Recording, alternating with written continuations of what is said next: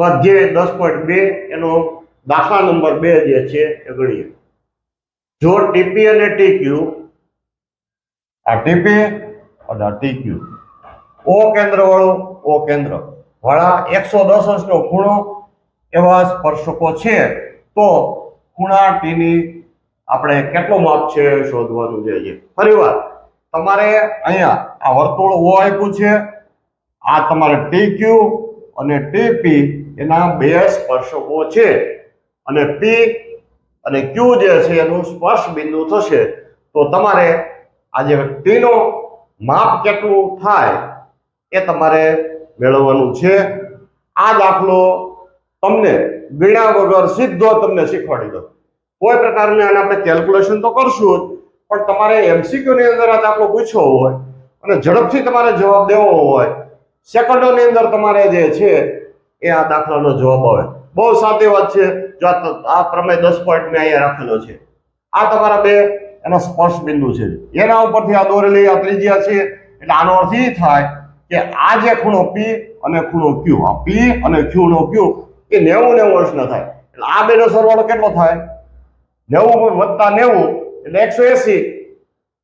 ઉપરાંત આ ચતુષ્કોણ છે, ચતુષ્કોણના ચારે ખૂણાનો સરવાળો કેટલો? 360. તો 360 માંથી 180 જાય, આ 90 ને 90 180. એટલે તમારે બીજું કાંઈ નહીં. એટલે આ ખૂણો ને આ ખૂણો જે દેખાય છે, ખૂણો ઓ અને ખૂણો ટી, એનો સરવાળો કેટલો કરવાનો થાય? 180.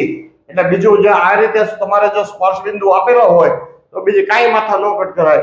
અહીંયાના એનો જે ખૂણો હોય ને એનો સરવાળો કેટલો થવો જોઈએ? 180 થાય. એટલે આને અહીંયા આવી જાય 70. અને જવાબ શું છે? અહીંયા દાખલા તરીકે કાંઈ આપેલો ખૂણો, દાખલા તરીકે 80 આપેલો હોય તો આ ખૂણો 100. બીજું ખાસ કરીને એક ધ્યાન રાખજો, જ્યારે આ પ્રકારના દાખલા ગણો ત્યારે વચ્ચે લીટી કરી અને જો ખૂણાનો જો દ્વિભાજક આપે તો આને અડધા કરી નાખવાના. આને શું કરાય? અડધા. અને ખાસ આ પ્રકારનો દાખલો આવી શકે, બોર્ડની અંદર આવી શકે, એટલે ખાસ તમારે ધ્યાન રાખવું. પણ આ દાખલો તમારે 2 માર્કનો પૂછ્યો હોય તો ડાયરેક્ટ જવાબ લખાય નહીં. તો તમને તમારી રીતે આ દાખલાને જે રીતે તમે સમજો એ રીતે તમારે અર્થઘટન કરવું પડે. ખ્યાલો? તો કેવી રીતે દાખલાની અંદર જે વિગત છે એની સાથે તમારે ઉલ્લેખ કરવાનો હોય. જે વિગત હોય લખી રાખો કે આપણું જો આ વર્તુળ જે છે તો વર્તુળને કેવી રીતે ઉલ્લેખ કરશું કે ઓ કેન્દ્રિત વર્તુળ લખાય. કેન્દ્ર શું છે? ઓ કેન્દ્રિત વર્તુળમાં સ્પર્શકોનો ઉલ્લેખ કરો. ક્યાં સ્પર્શકો છે? કે આપણે ટી ક્યુ અને ટી પી એના સ્પર્શકો છે. તો આપણે લખશું ટી પી અને ટી ક્યુ સ્પર્શકો છે. ચલો, આ તમને ખ્યાલ આવી ગયો. હવે આ બંને સ્પર્શકો આપણે આપ્યા છે અને તેથી કરીને સ્પર્શ બિંદુનો ઉલ્લેખ કરો. તેથી કરીને બિંદુ આપણે કોનો સ્પર્શ બિંદુ થાય? પીટી. આ જે ટીપી નું સ્પર્શ બિંદુ શું છે?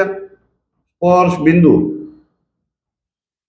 આ પી આવશે, પી થશે.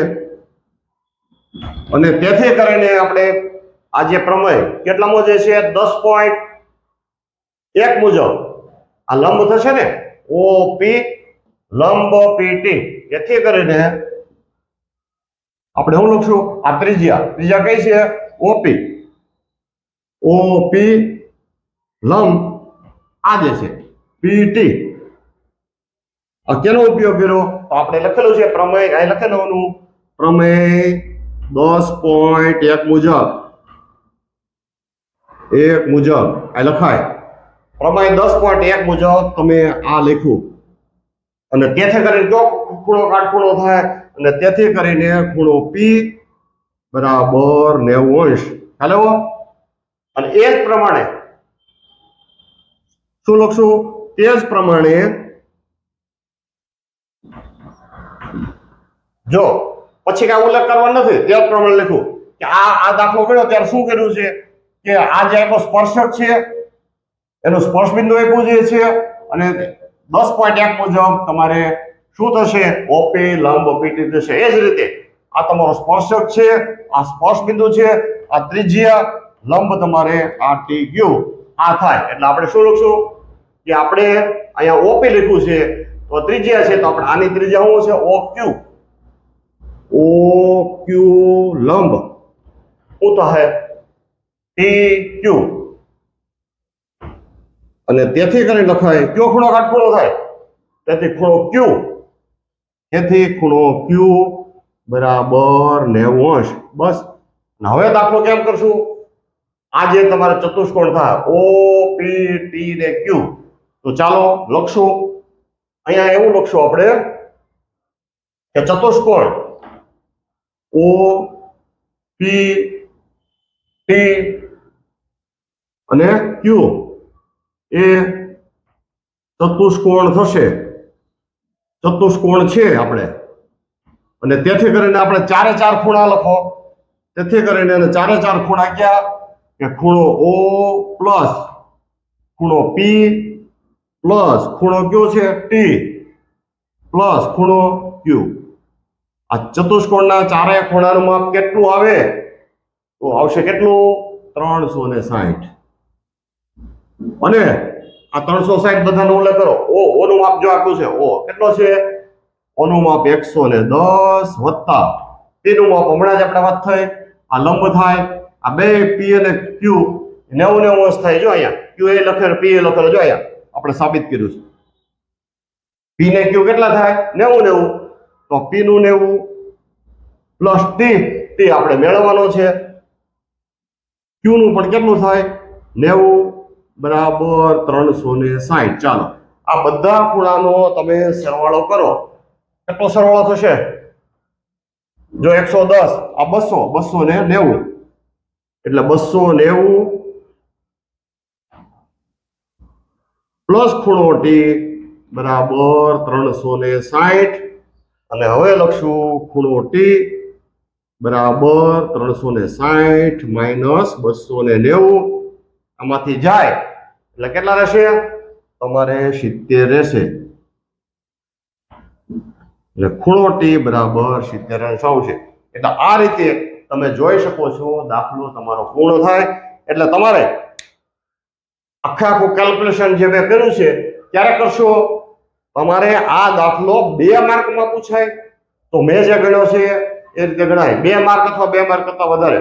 પણ જો તમારે ખાલી જગ્યા કે એમસીક્યુ કે જેવી રીતે પૂછે તો દાખલો નહીં ગણવાનો. આ બે ફરીવાર તમને રિપીટ કરું છું. આ બંને શું છે? વર્તુળના સ્પર્શકો છે જે. એટલે આ બંનેનું માપ, આ ખૂણાનું માપ કેટલું હોય? 90 હોય. એટલે અહીંયા તમારે 180 થઈ ગયા. આ બે ખૂણાનો જે સરવાળો હવે તમારે 180 કરવાનો થાય. આ તો 110 છે, આ કેટલો થાય? 70. એટલે તરત જ દાખલાની રકમની સાથે તમે જવાબ દો. પણ એક ખાસ એક ધ્યાન રાખજો, ભૂલ ખાજો કે અહીંયા જો તમારે ધ્યાન રાખજો કે અહીંયા આપણે જે પ્રકારનો દાખલો છે ત્યારે વાત કરીશ કે જો ખૂણાનો દ્વિભાજક હોય અને એમાંનો એક ખૂણો પૂછ્યો હોય તો અહીંયા જે માપ હોય એટલે અડધું કરી રાખવાનું. એટલે રકમના આધારે તમારે નક્કી કરવાનું છે. ચાલો આપણે આ દાખલો પૂર્ણ કરીએ છીએ.